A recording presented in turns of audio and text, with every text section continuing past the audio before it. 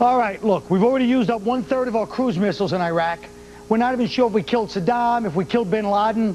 When we get the job done, we got to send somebody over here that can't be killed. 50 Cent. They shot him 9 times outside of his grandmother's house. And I saw him on TV on spring break yesterday. I'm not kidding.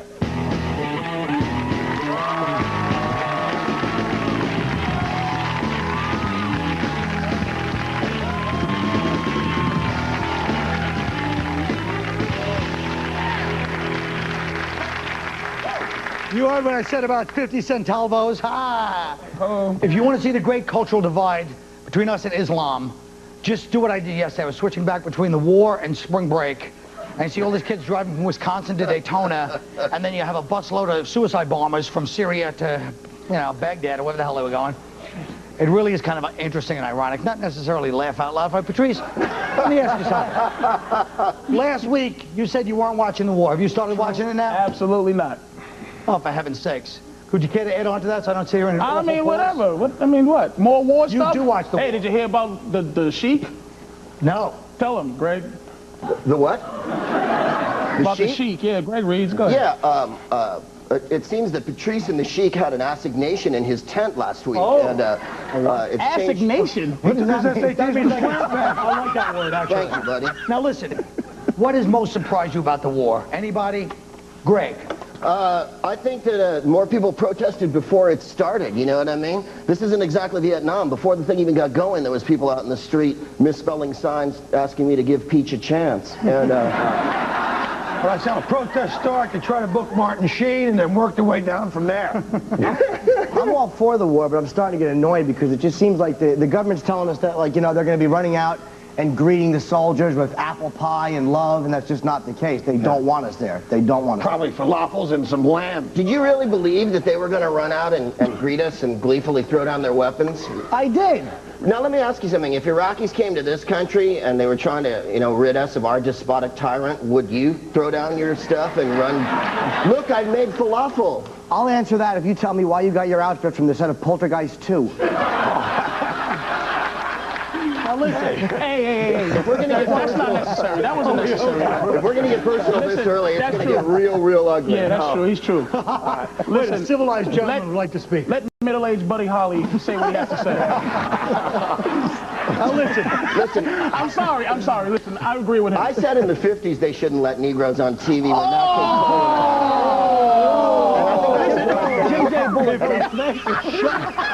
Shut up. All right, you're right. First of all, let me just say this. Here's how polite of this war we're fighting. Today, they dropped in 120 lawyers, like military lawyers, to make sure we don't bomb the wrong places and everything's on the up and up. Well, how bad is your life going to suck that you want to be a suicide bomber? I mean, that's actually that's an upswing from where I want to volunteer to, you know, strap some Jimmy, dynamite. slow down. And first of all, he just asked about lawyers. Then you just asked about what I said they dropped a bunch of suicide. Jimmy, listen to the question. Say it one more time, Colin, would you? I said they just dropped a bunch of lawyers. Not suicide bombers prepared. Listen. That's right. Have a sip of calmness. Jimmy, I did say Just let him relax, Colin. Don't Okay, go ahead. If I might say, I'm all for dropping lawyers into any wartime situation. In fact, I think the suicide bombers, if I may pick up Mr. Schubert's topic, should strap lawyers to them. There you go. Lawyers go at the same time. Thanks for the assist. Yeah, thanks for the assist Here's on something that I one. found out. I like this. By mistake, I watched 60 Minutes last night. Yes. And Did you have someone explain it to you? T-bone something up. fantastic. Footloose hair really got him. Good one, Kevin Bacon's uncle. Now, I learned something about some Ayatollah El Hakim. Right. Could you reiterate on him? Well, You the can guy was. spell it, I'll give you $22. Well, no, it's the guy that was. No, it's the guy that they're going to bring in, the Shiite Muslim guy that they killed. Saddam killed all his relatives. Now he's the guy that might come back into power. Is that the guy you're talking about? That was interesting. So what do you think about this whole thing? It's kind of like we're going to let the Muslims, extremists, are going to have to run the country. Well, that's what we did with Saddam Hussein. I mean, we created Saddam Hussein. Now they have another guy to create and put him in his place. Right. Why don't you think? Why do we do that all the time? Because we do that. We're like Hey, at the annoying time, it's a good idea. You can't. But I'm saying we leave people hanging, man. Why do we leave people hanging like this? Well, we shouldn't let them hang. But I'm saying the other stuff, everyone's like, oh, you're with dictators. But that's the way it goes. You can't. Afghanistan, Everybody. Why is it that only this country is held up to that standard. The rest of the world does hypocritical stuff. I mean, people are like, hey, everyone's against us. Russia, China, Germany, France. Yeah, and they have their own stupid motives, of course. So they act like somehow we're morally reprehensible when, you know, we're just doing our own thing for us, what's best for us. Well, we don't leave people hanging, though. We don't leave people hanging. We never leave. We do. We've been in Korea for 40 years. Afghanistan, England thinks right? England thinks I'm looking for help from Greg. Oh, England, well, you guys are both English. Yeah, we both go to England quite a bit. Don't travel. The English think we were late for the war or something like that. We never show up. They're still angry about World War II. Yeah, but they're doing good because Tony Blair really sells it. You have to admit that. Yeah, he sells it better than Bush, I think. And I would have approved of Bush pushing us this way if he'd made the same kind of. Because Tony Blair gave the "I'm not your friend, I'm your leader" speech, and Bush just kept saying weapons of mass destruction over and over again because he learned that short phrase. And also, they can acquit themselves on their feet, the English leaders, man. You see, if you ever watch them do question time with the Prime Minister and stuff, they have to answer to the Parliament every week. And you don't really see Congress grilling Bush over an open fire that often. He kind of comes out, like today he's speaking to the Coast Guard, which is, of course, a very dangerous, seditious, liberal group to speak to. So he's taking a chance there, man. I wish I had something to interject, but I'm just listening. Ultimately, what you're saying is his style of a content, but do you ultimately think the content of Blair/Bush is correct? I would think that Blair is taking a huge risk because his party can ask him, unlike in this country, his party can ask him to stand down and they can vote him out if they disapprove of what he does. But somehow you're implying that that's a good method because you go, unlike in this country, like you don't like the democratic process, like somehow it's that's good exactly the way what I'm saying. I'm impugning the democratic process, Colin. Well, you're implying when you This is fantastic. Dueling rednecks. I've never seen. This is brilliant. More. No, I'm not saying that. I'm just saying that he has to actually answer up. And I don't think Bush has had to answer up in 2 years' time, man. That's right. He hasn't had to answer to anybody except himself. What are you kidding me? This whole war is an answer up. In my opinion, it should be like World War II, where FDR would just say, listen, here's the story. Those bombs you heard, we're bombing Germany. You people shut up and mind your business. It'll be over in 3 years. Really? You want everybody to shut up and mind their business? Yes. Then why not move to Russia, man? Because people have to shut up and mind their business. Would you like Colin Powell to come up to you and go, hey, Greg, I saw your act. Here's what you need to do. I watch, I'm a fan. You need to cut this thing. He doesn't know. You don't know the military. No, you're right there. I don't know the military, That's but what I'm saying. The government doesn't know what's best for us, otherwise they wouldn't f*** us over every few years. So you're not with the war, though. You're not for the war. Did you really catch that? Really oh my God, I didn't. Perhaps you'll notice over here, Patrice. Wow. I'm sorry. I thought that was an AIDS penicillin. I didn't know what this stuff was. I'm for the, this is why I stopped watching the news. You thought that was a Mercedes thing, didn't you? Yeah, I really did. Or something Jewish. So, all right, look. War never changes. This is the wrap-up, by the way, so shut it. Oh, look at that. You guys are really my favorite jail couple. I'm serious. But is that...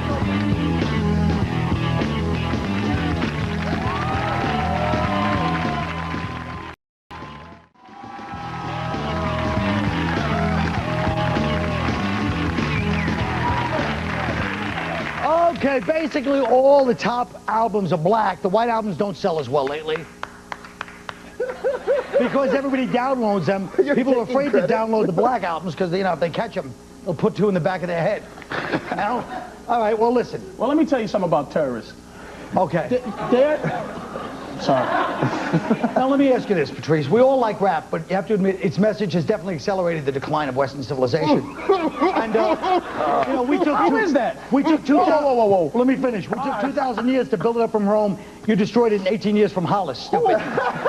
Oh, you're trying to get your joke out. You're an ass. Yeah. Look, I'd like to explain, first of all... I was trying to get a brilliant line out. You're right, I am an ass. For being a comedian, trying to get a brilliant thing that I wrote out. Here's what I'm going to say with all my heart. All right. What musically have white people ever contributed to anything? He had to steal that from somewhere. Rap music was stolen from Blondie's song Rapture. Shut your stupid face. That was the first rap song. Let me say one thing. Look, as much as I'd like to be on his side, shut up. Yes. Stupidest. He got that. She got that from listening to rap. Rap is good. Rap is shut White people's contribution to music is minimal, man. There's yes. no Classical music. I saw. He agrees with me. I saw his half-hour special. Do that riff about how white people have nothing to add to society. I saw it. Yeah, see, I'm we down. have nothing to add to society. There's only two kinds of music: good music and bad music. are not white and black. There's a good music, bad music. Unfortunately, you know, the good stuff has become, you know, it's fringe. Like, but there'll always be like, you know, a band like Nirvana come along. As long as Whitey can play guitar, we're still going to be okay. Jimmy, let me ask you something.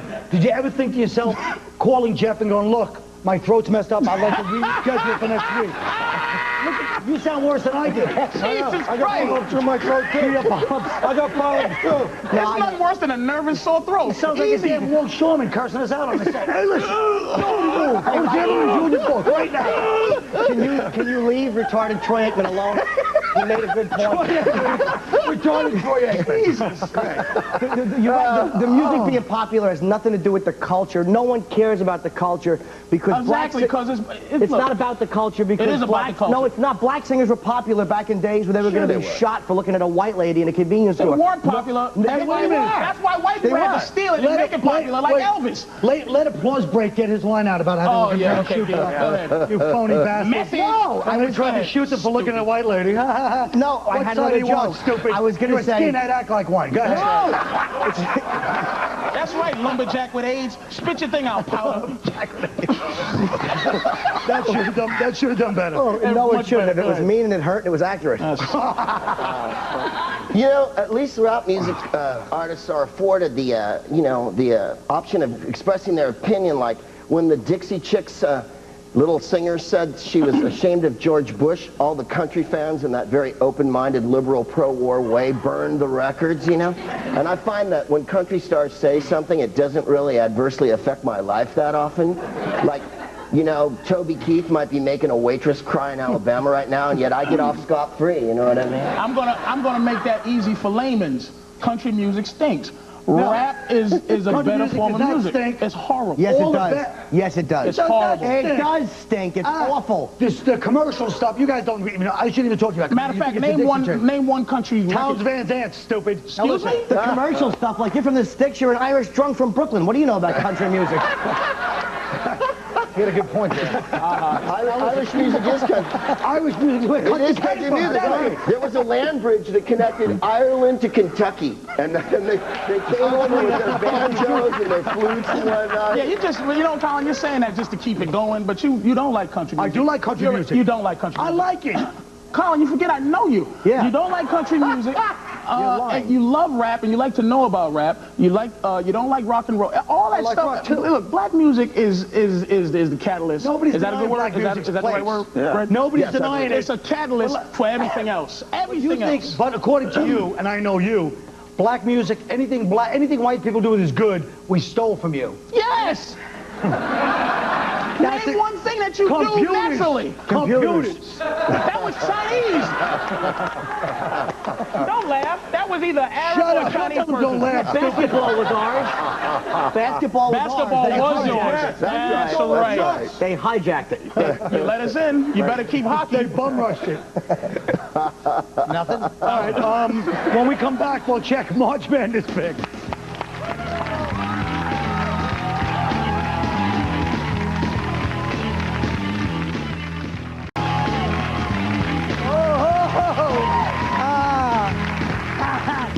Okay, you know, folks, lots of people love this time of year because March Madness. What you don't realize while you're sitting there eating the Tostitos and watching Marquette, we're on the verge of a bowel-shaking global apocalypse, all right? So I put together a little bracket of my own. This is my World War III bracket. With the first round done, I've narrowed it down to the elite 8 of countries going head-to-head for what's left of civilization. All right? With my lovely assistant, Jim Norton. I'll go through this. You love when they applaud like that. You're like, hey, I'm like a cult figure. Stupid, you're not. Place your bets. Let's start with the one in progress. United States versus Iraq. The Americans have been preparing for this ever since these two rivals met 10 years ago. Iraq has a few gutsy players, but grit only goes so far when your army transports its troops using an 82 Datsun hatchback. I don't know how much of a serious threat you are if you're barreling at me in the same car where Harry met Sally, all right? USA wins in a blowout. All right, now, Israel is small but incredibly scrappy. All right, however, their inability to play a crucial Friday night game, coupled with the Bobby Knight antics of Coach Sharon, leaves Israel's dance card in pieces by the hardwood. The Arab world wins in an upset. China, sorry, you know, this is, you know, You can't please everybody when you're doing a little odds making. China versus North Korea and Taiwan. Okay? Korea looks good on paper and at May Day parades, but that's about it. Taiwan brings a massive army of child laborers and cheap shoes, but it's not enough. China barely breaks a sweat. Russia versus Chechnya, Kazakhstan, and Uzbekistan. 15 years ago, Russia lost these countries in a stunning upset. Well, revenge, like borscht, is a dish best served cold. And preferably with a side of sour cream. Russia wins in a nasty one. In the next round, we've got America versus the Arab world. The Arabs have a fundamentalist will to win, but no teamwork. The Arab world self-destructs, and this time it's not on purpose. Nothing. U.S. heads to the finals. China versus Russia. Russia's tough, but China's bench is deep, and I mean deep. Okay? Russia may have history on its side, but it's never faced a billion mop-top communists with a taste for blood and rice, all right? And yet, this time for Russia, China goes to the big dance. And so it comes down to this, China versus the United States. These heavyweights, when they go toe-to-toe, you know some nuclear sparks are going to fly. Now, the Americans, we got the money, we got the technology, and most of our population doesn't still ride a bike after age 12. But don't count China out. These are people who spent 1,000 years building a wall. All right? Meanwhile, people in this country won't buy mustard unless it's in a squeeze bottle. So when it comes to Armageddon, anybody can win on any given night. We'll leave this undecided for now. That's the bracket. So you know how this thing works. You work hard, try to pick the winners, and the receptionist wins the whole thing by picking Tajikistan because she liked the color of their uniforms. What can you do? We'll be right back.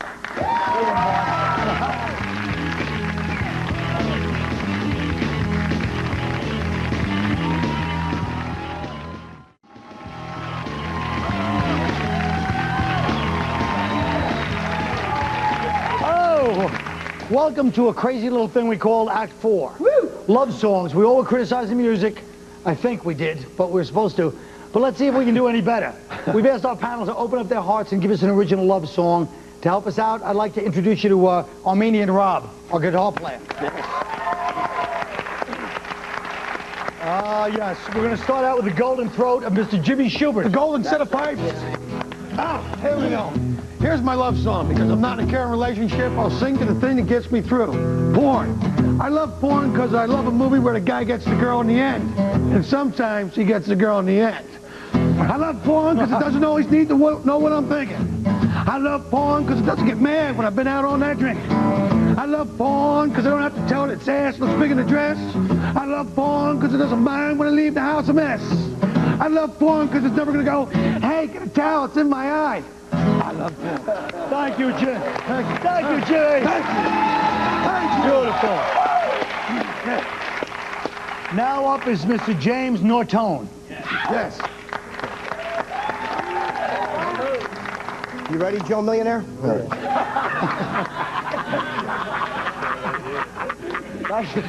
Nice song.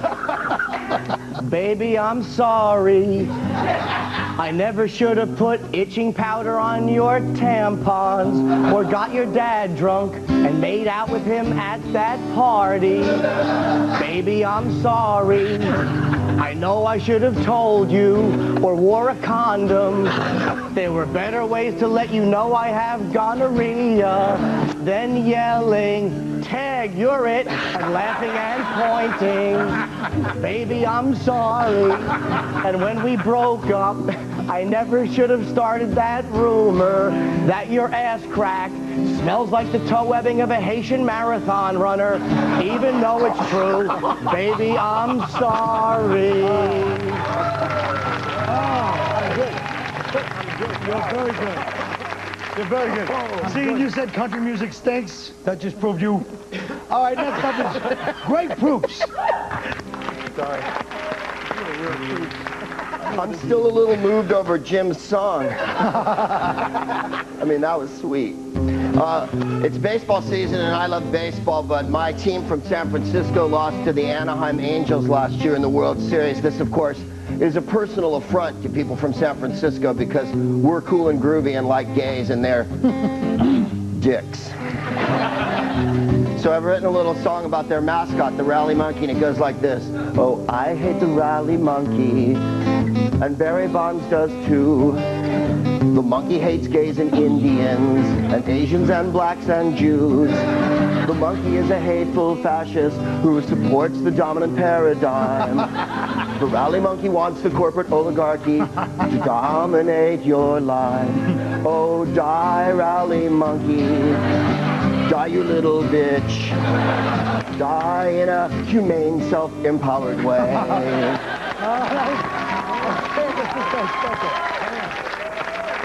Oh, I thought I heard a little dead influence too. All right, Patrice O'Neill. Oh, thank you. Patricio. Oh, oh, oh, oh.